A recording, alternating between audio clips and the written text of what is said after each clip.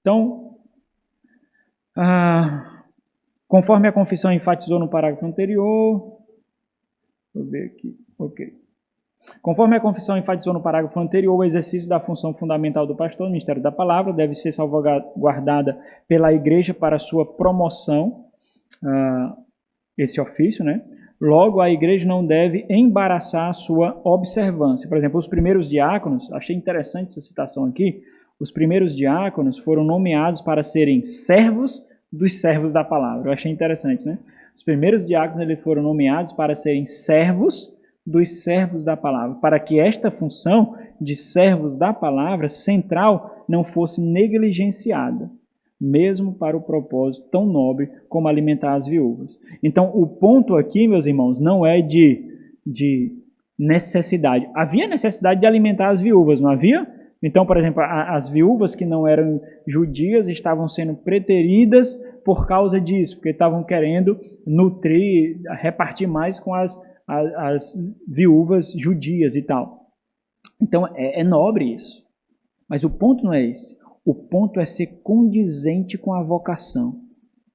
A vocação não era alimentar, repartir alimentos. Essa não era a vocação. Apesar de ser nobre, tem que ser condizente com a vocação. A vocação era o exercício da palavra. Olha como é interessante aqui.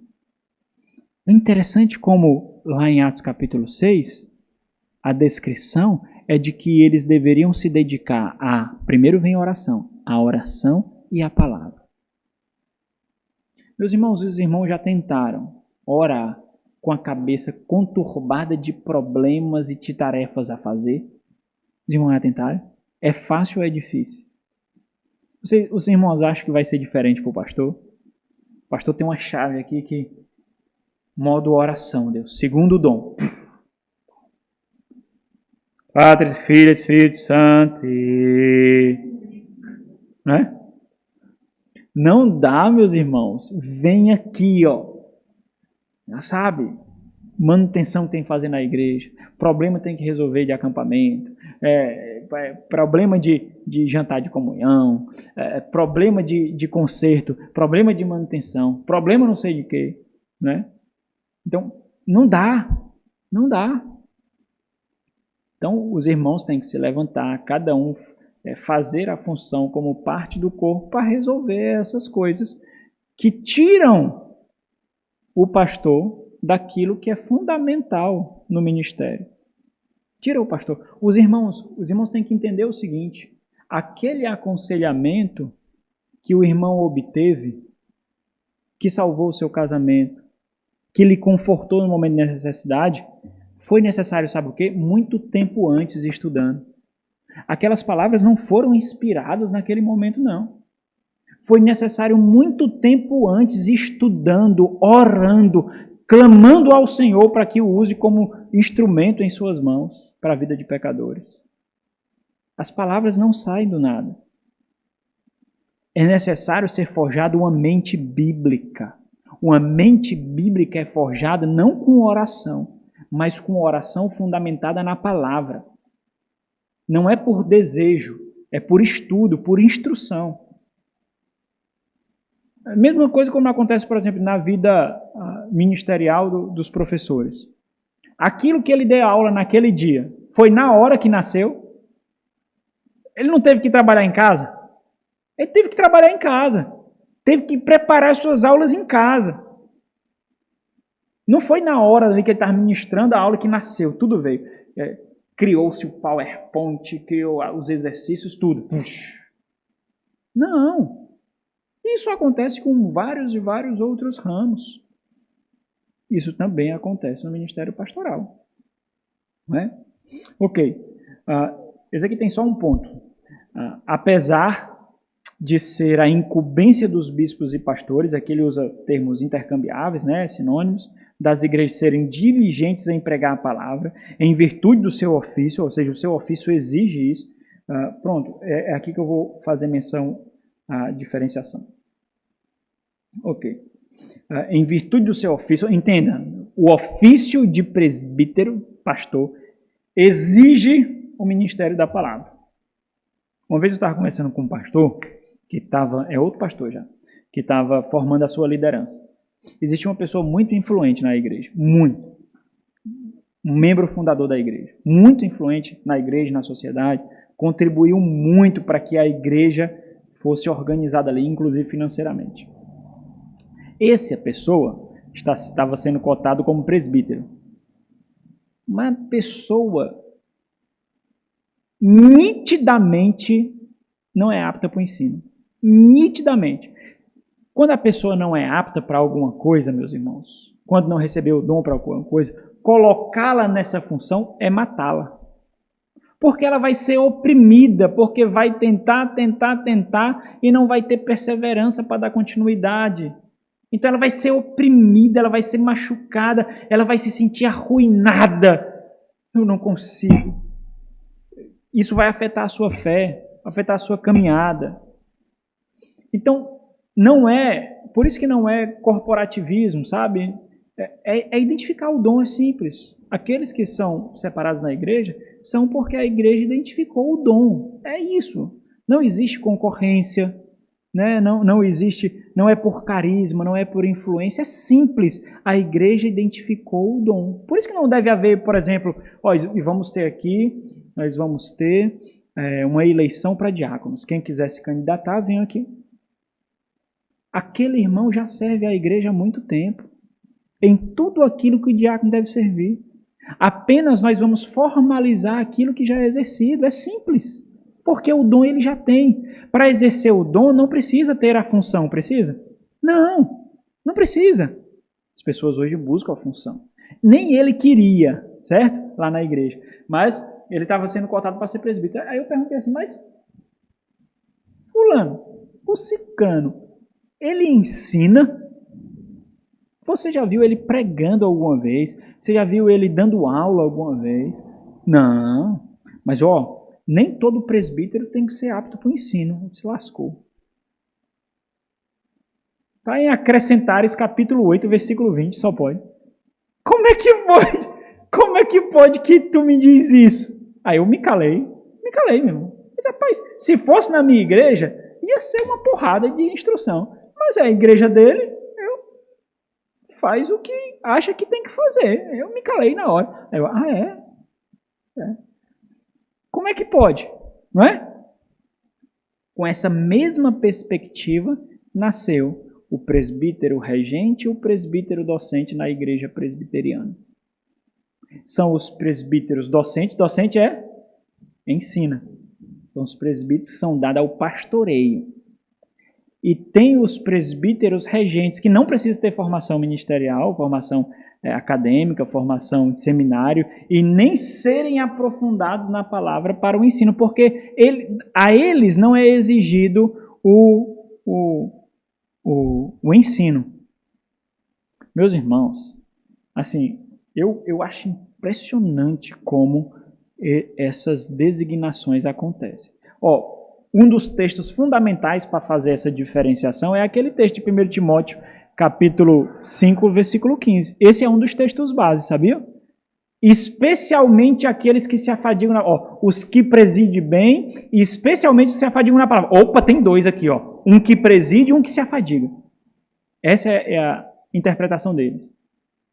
Existe um presbítero que preside bem, ou seja, ele administra bem, ele governa bem, mas existe o presbítero que se afadiga na palavra. Está aqui o regente e o docente. Pronto.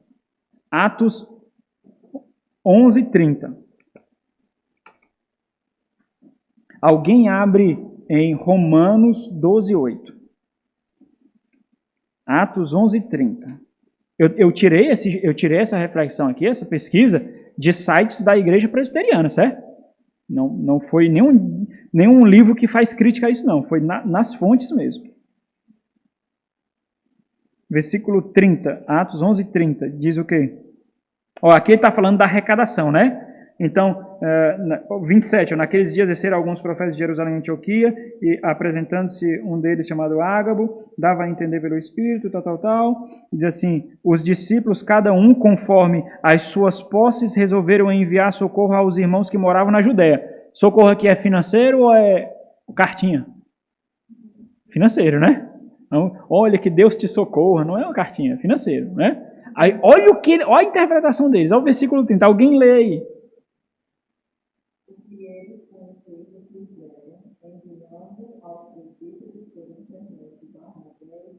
Pronto, esse presbítero só pode ser um regente, porque ele que estava responsável por administrar o recurso financeiro. É essa a interpretação, sério.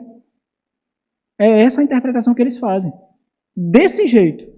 Não existe nenhum termo diferente aqui para presbítero. Presbítero é ancião. Não existe nenhum.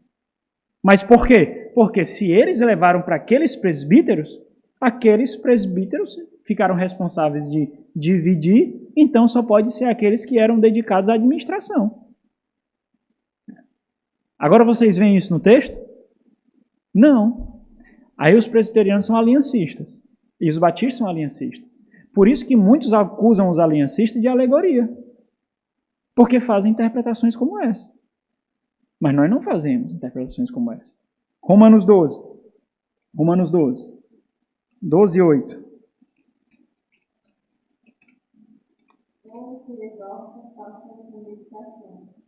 Contribui com liberalidade, o que preside com diligência. Quem exerce misericórdia salva tudo. O que preside com diligência. Bom, aqui é o presbítero regente. Está aqui. Preside, não está presidindo? É o presbítero regente. Pronto. Ele tem que administrar bem. É isso. Pronto, está aqui. É o presbítero regente. Olha aí, rapaz. Aqui ele está falando de quê, meus irmãos? Capítulo 12. De dons, não é? De dons. Presidir bem é um dom. Agora, qual é ele está mostrando algum tipo de ofício aqui, está mostrando algum tipo de ofício de presbítero regente, presbítero docente, presbítero que administra. Ele está mostrando aqui. Não, meus irmãos. Não. Então, meus irmãos, é muito simples. Não há, independente da eloquência, da notoriedade que alguém pode ter. Se ensinar algo que vai além das escrituras é antibíblico, é simples. Não importa quem, não importa de quantos anos esse ensino é. Se é desde a Reforma Protestante, se foram puritanos que ensinaram, não importa. Se não é bíblico, não é. É simples assim. É simples. Agora, eu fico abismado com isso. Abismado mesmo. Né? Eu não sei quais são as motivações. Porque as motivações, nós conseguimos ver documentos. Nós conseguimos analisar documentos. Agora, as motivações nós não conseguimos analisar. As motivações desse pastor que eu mencionei para vocês, aí ficaram muito explícitas. O que foi que aconteceu? Aconteceu problemas e esse cara nem mais foi cotado para presbítero. Nem mais. Nem se tornou, nem mais. Agora, por que ele não foi cotado? Porque o dom dá a perseverança. É simples. Se ele tivesse sido chamado para isso, ele seria convocado. Porque o dom dá a perseverança.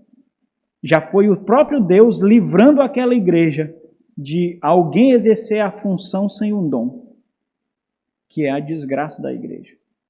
Não importa, meus irmãos, não importa se chegou alguém aqui, comprou um prédio para a igreja, instrumentalizou a igreja com tudo. Não importa. Não importa. Se a igreja não identifica nele o dom, se ele não tiver o dom, sei lá, o dom de serviço mesmo, né? Nem diácono ele vai ser, nem zelador ele vai ser, nem porteiro ele vai ser, nada. Porque não está à venda. Não está à venda. Nenhuma função na igreja está à venda. Nenhuma. Pois não é, rapaz. O homem daquele está sendo uma bênção com os recursos que Deus deu. Tem coisas que ele faz na igreja, com recursos financeiros que ele tem, que outros irmãos não podem fazer. Então Deus colocou ele lá para isso. Para exercer isso. Para abençoar nisso. Então, não honrar é o quê? Honrar é ser grato a Deus por ele e não colocar ele numa função. Isso é matar o irmão e matar a igreja. Não é? Não, porque eu fico eu não estou dizendo que ele disse isso, certo? Porque as pessoas às vezes fazem isso. Não, eu fico constrangido, rapaz, porque, sabe, porque quem está aqui na frente recebe mais notoriedade, é ou não é? Então, um recebe mais notoriedade, outro ali, e ele não, né? Sendo que ele é tão primordial aqui na igreja, mas ele é primordial do jeito dele, como Deus o separou. Né? Nós não precisamos usar os critérios mundanos, né, corporativistas, para dar honra àquele irmão. Não é. A gente precisa mudar a mentalidade. Então, apesar de ser incumbência dos bispos ou pastores das igrejas serem diligentes em pregar a palavra, em virtude do seu ofício, contudo, o trabalho de pregar a palavra não é tão exclusivamente limitado a eles. Esse é um ponto interessante. Por quê? Porque o pregar a palavra é de todo aquele que tem um dom, por mais que ele não tenha função. Então, se ele tem um dom, mas ele não é pastor, ele pode pregar a palavra, né? Mas aqueles outros também, dados e capacitados pelo Espírito Santo para isso, aprovados e chamados pela igreja, podem e devem exercer. Então nós vemos isso em Filipe, nós vemos isso em Estevão pregando a palavra, nós vemos isso dos cristãos dispersos pregando a palavra, nós vemos isso Paulo orientando a Timóteo que ele deve dedicar tempo instruindo homens fiéis e idôneos para a propagação do evangelho, e não necessariamente alguém que está participando de estudos ou de preparação vai ser pastor, mas pode ser um professor, pode ser um mestre, mas não necessariamente pastor. Então, existe o dom de ensino, né? Como existe o dom do ministério pastoral.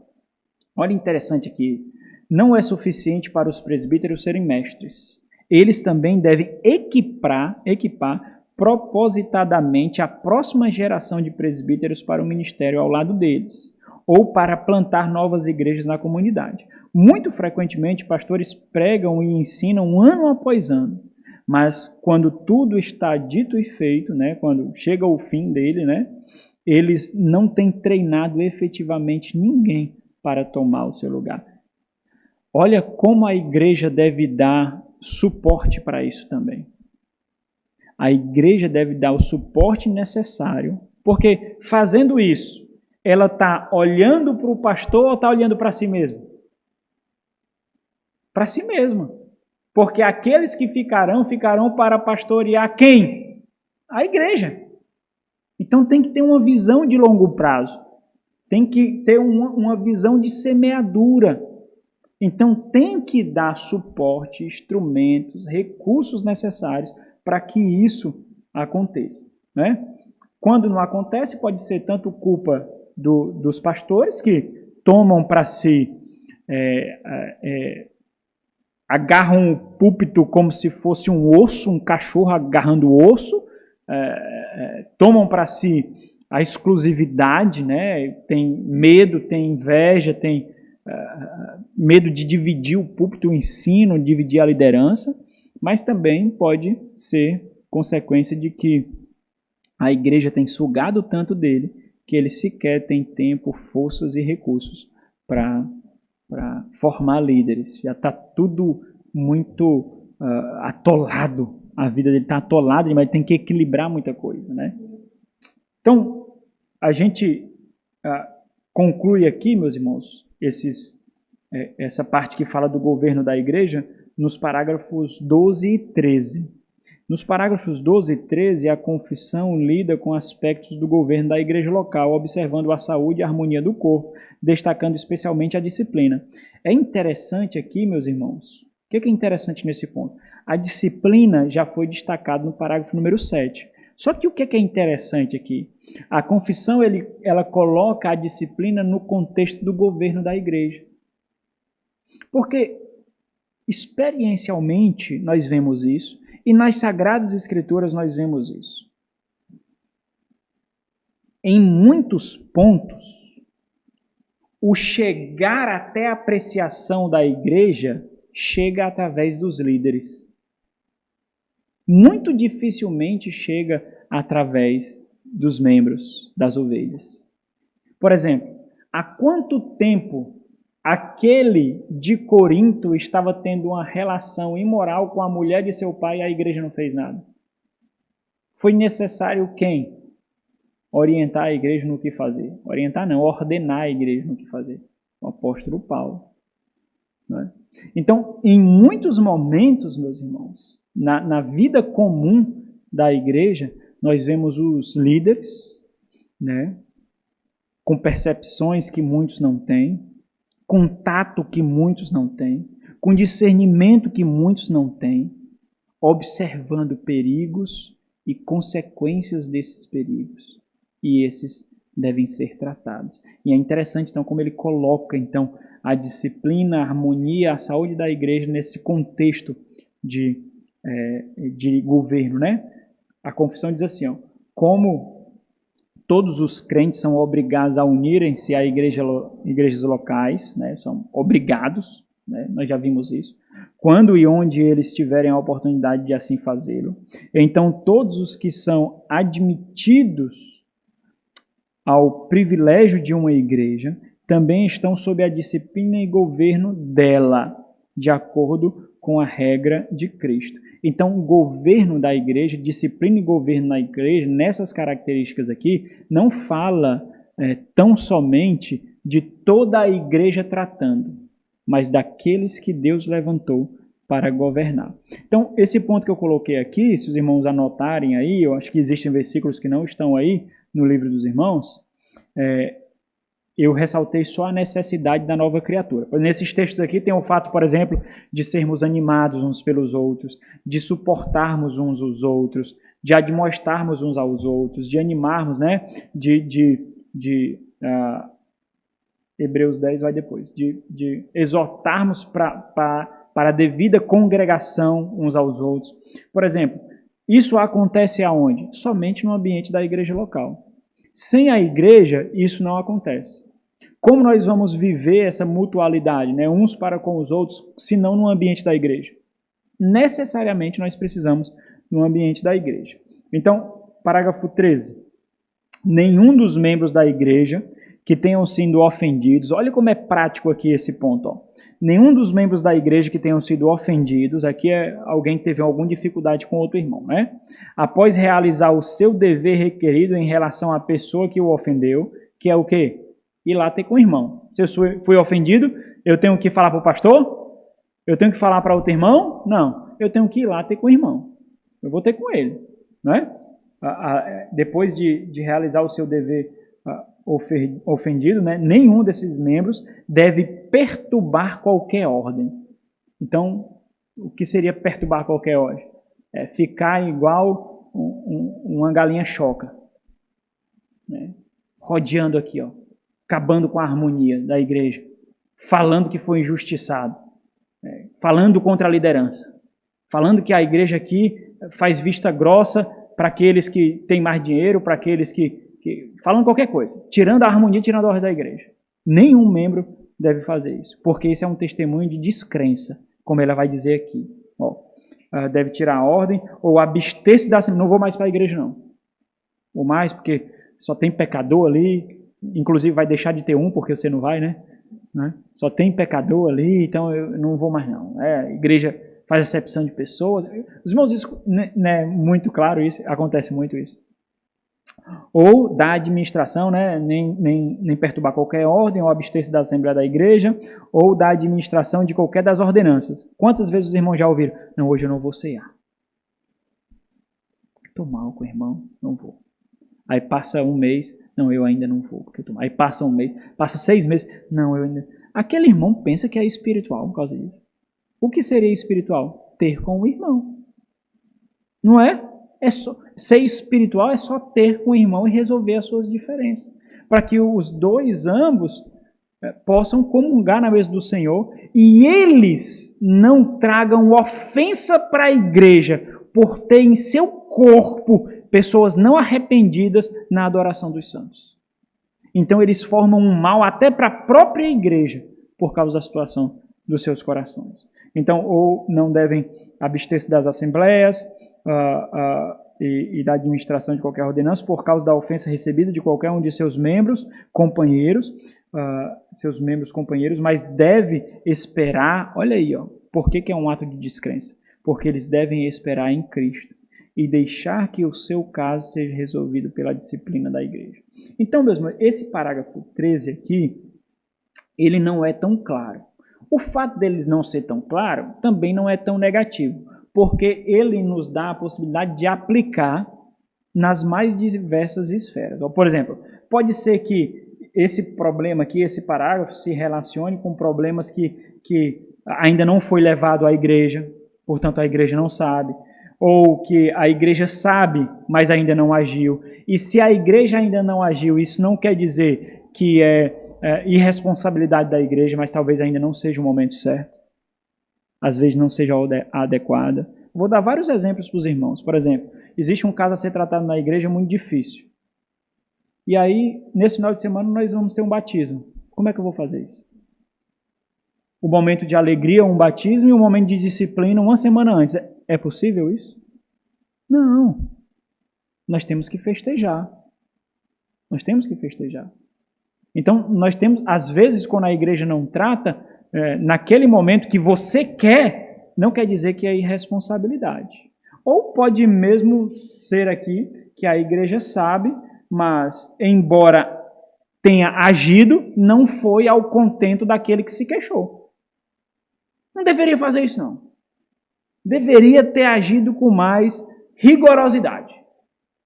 Né? Então, isso é um ato de descrença, por quê? Porque não repousa tanto na providência de Deus, como descendo um pouquinho, não repousa naqueles que ele também foi instrumento para constituir a liderança. Não repousa. Né? O ponto aqui é bem simples, meus irmãos. Aquele que tem algum problema de dificuldade com outro irmão não deve perturbar a harmonia da igreja e nem achar que pastores são infalíveis. Sempre, diante de alguma dificuldade que o pastor haja, sempre haverá 10, 20 outras possibilidades de agir diferente. Sempre. Simplesmente porque não dá para preencher todas as lacunas. Não dá. Sempre nós poderemos ter agindo assim, ou assado, ou de outra forma. Sempre vai ser assim. Aguenta aí, certo? Eu vou terminar aqui. Faltam 2 parágrafos. Aguenta, faz muito tempo que eu não venho, né? Tenho muito... Não, próximo não. Vamos acabar logo. Próximo é a comunhão dos santos. Vamos acabar aqui. Faz muito tempo, então eu tenho muito crédito aí. Muito crédito, né? Esses serão bem rápidos, certo? A igreja local, e agora vai mostrar... Aqui é interessante por quê? Porque a divergência aqui das outras confissões é porque nós também temos relações com entidades ou grupos acima da igreja. A única diferença é que eles não têm poder sobre a igreja local. Mas isso não quer dizer que nós vivemos isolados. Nós somos sectários, né? Como uma seita mesmo, né? Não quer dizer isso. Nos 2 últimos parágrafos, a Confissão de 89 aponta o dever de manter comunhão entre as igrejas locais. Com isso, o objetivo principal é deixar pequenas diferenças para a promoção do avanço do reino. Então, o que é que a Confissão diz? Cada igreja e todos os seus membros devem orar continuamente pelo bem e prosperidade de todas as igrejas. Não deve haver rivalidade. Então, eu sei que é muito difícil, mas nós devemos olhar as nossas diferenças para gerar em nós convicção. Nós seguimos uma tradição teológica por convicção, não por nos acharmos melhores, o suprassumo da verdade. E essas diferenças não são motivos de separação. Certo?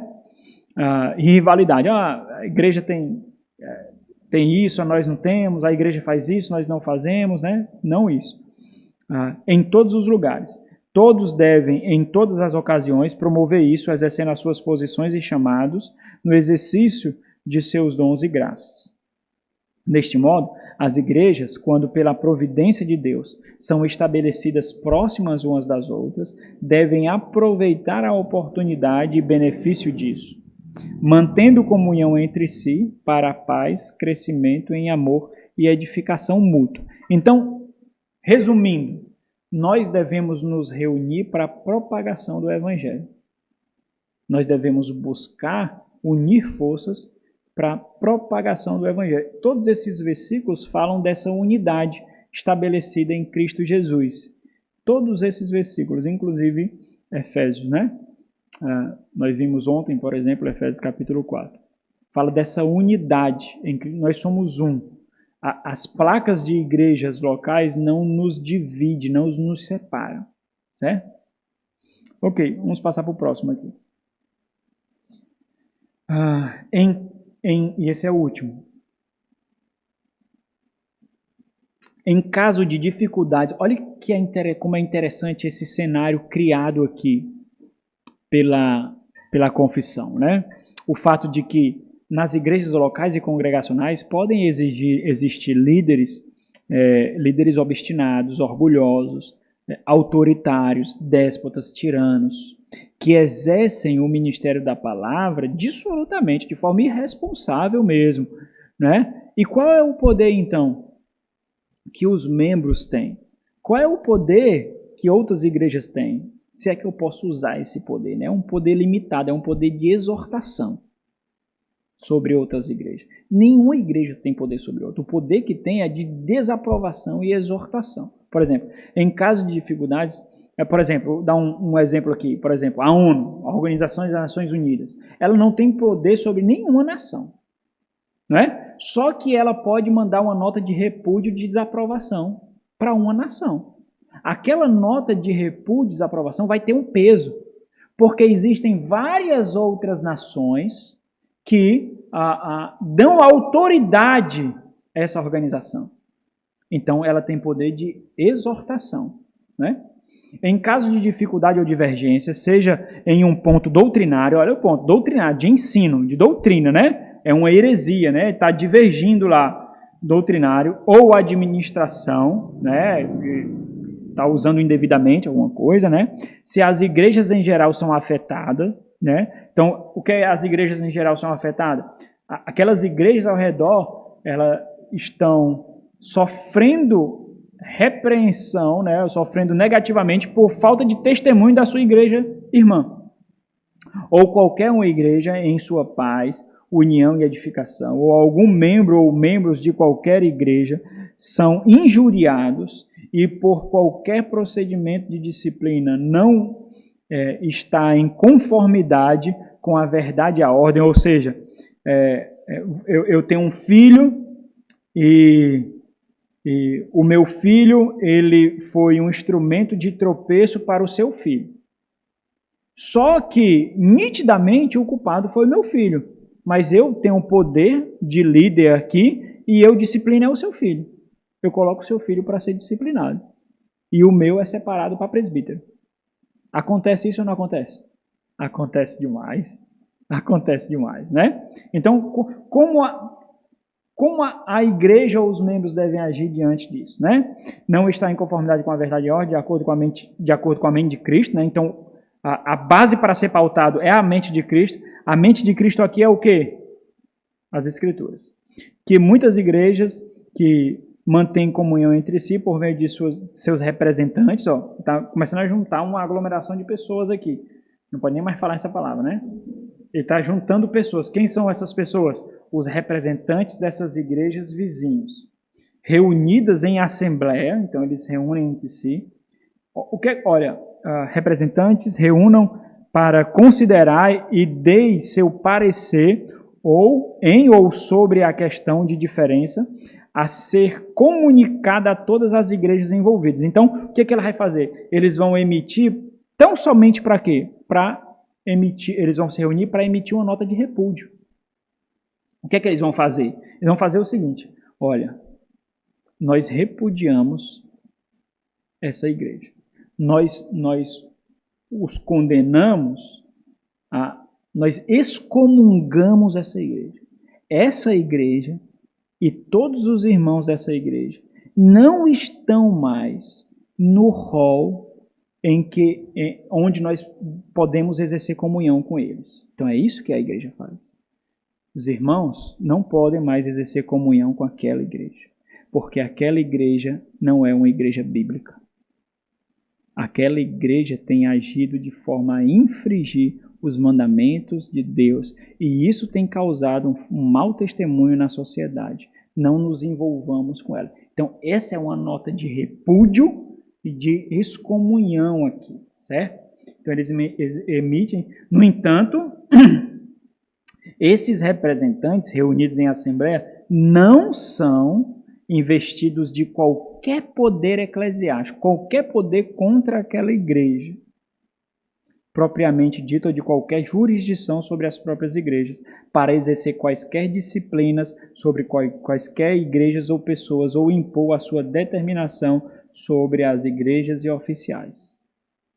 Aí tem uns versículos aqui que nós podemos ver dessa autoridade constituída pelo Senhor, da promoção da paz, mas da não comunhão com aqueles que não exercem a fé bíblica. Então, bem simples aqui. Os irmãos entenderam? Perguntas? Não? Ok. Nós nos estendemos um pouco, meus irmãos, mas nós precisávamos terminar logo esse capítulo para concluirmos, né, logo nós já estamos caminhando há um bom tempo na confissão, então nós precisamos concluir aqui a confissão para que nós possamos observar outros pontos de necessidade de instrução nossa. Próxima aula nós veremos sobre a comunhão dos santos. Então nós vamos ver alguns aspectos aqui no que concerne a vida dos irmãos, a vida da igreja. São questões mais práticas que são observadas aqui na comunhão. Ok? Vamos orar.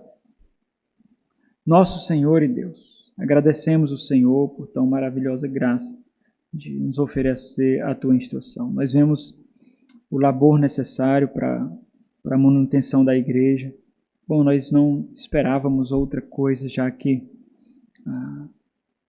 tão árduo trabalho foi exercido para a criação dessa comunidade na nova aliança em Cristo Jesus, meu Deus.